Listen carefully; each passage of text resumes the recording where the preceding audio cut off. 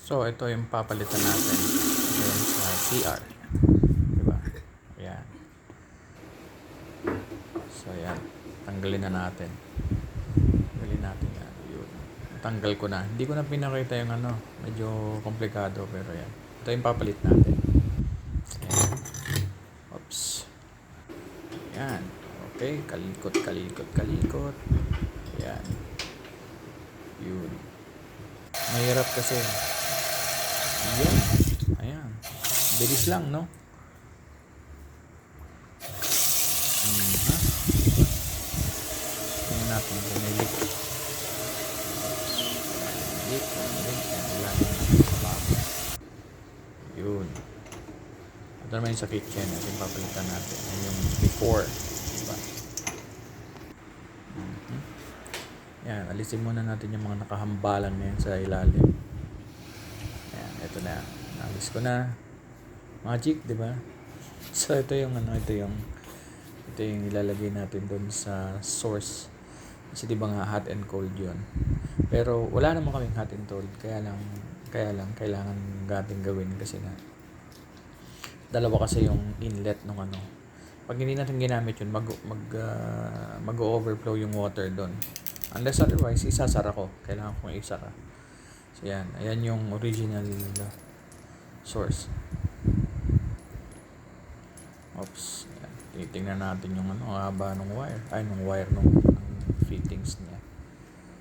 Ayan. Ayan. Haba, no? Ito, ipasok yan dun sa, ayan. Yan. Ayan. Nag-clip on lang siya. So, yan. Pasok na natin yun sa ano. Ayan. Pasok na natin yun. Whoops.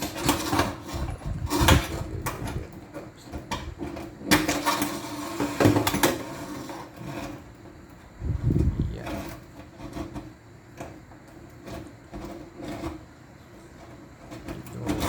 Skip ng konti. Papansin nyo yung ano yung hose, diba? Parang haba pa niya. Kasi nga hindi ko pa nilalagay yung ano, yung pabigat. Hindi pa. Wala pa dyan. Ayan. So, ano lang yan. Parang ganyan. Lantutay lang siya. Kasi nga wala pa yung ano, pampabigat. Yun. Okay. So, yan. Ayan. Nilagay ko na yung pampabigat. Actually, hindi ko pa sinusukat yan. Kasi, di ba, kailangan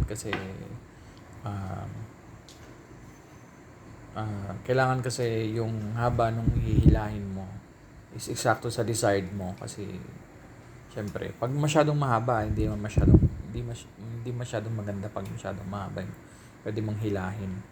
So, tinatansya ko pa lang yun dyan. Actually, nagkamali ako dyan. Nilagay ko yan. Hindi ko pa nilalagay yung gasket. So, makikita nyo dyan sa video na tinanggal ko ulit. Diba? Ewan ko lang kung nilagay ko bang pagtanggal ko. Ayan. Yan siya.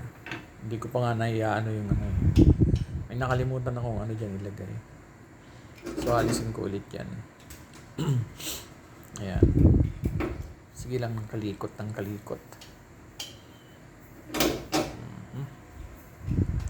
Feeling tubero. Nasaan yung magaling na tubero kung kailangan mo siya. Alright. Ayan. Ayan yung hawak ko. Ayan tignan mo. Marirealize ko. Teka. Ayan Ayan yung gasket kaso nailagay ko na yung pabigat. Teka. Ayan. Mali. Diba? So, yan. Ayan yung hawak ko. Panglock.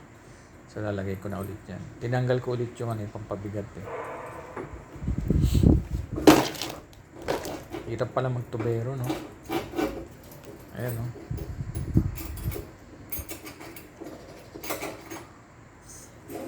Ayan.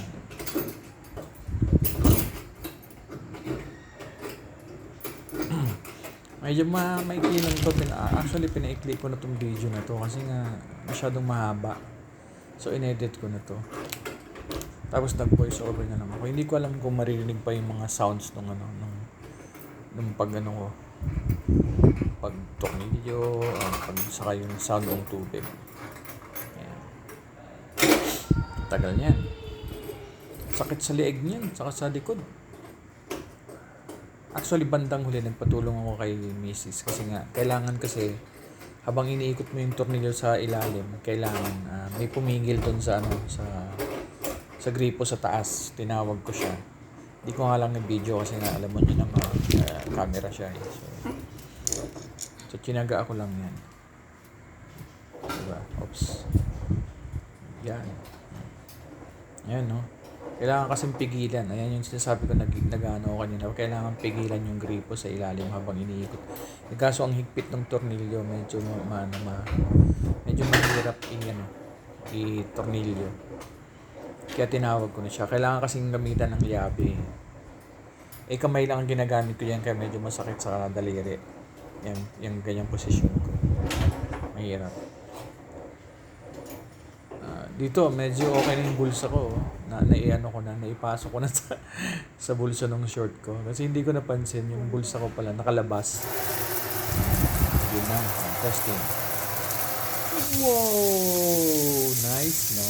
Ayan, no? Ganda naman. Ganda ng flow ng water.